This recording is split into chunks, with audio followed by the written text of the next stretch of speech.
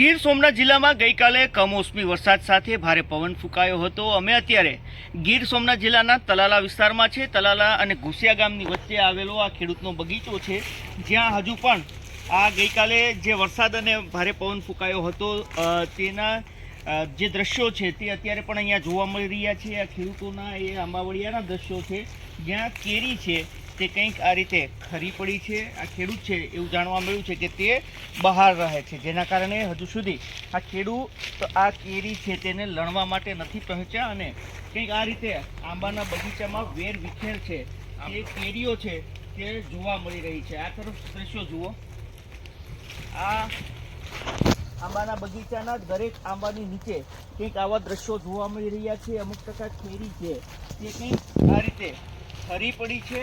ખેડૂતોનું કહેવું છે કે ગઈકાલે આ વિસ્તારની અંદર પવન ફૂંકાયો હતો, સાથે સાથે કમોસમી વરસાદ ખાબક્યો હતો, જેને લઈને કેસર પકવતા ખેડૂતો છે તેને નુકસાની થઈ હોવાનું આ ખેડૂતોનું કહેવું છે।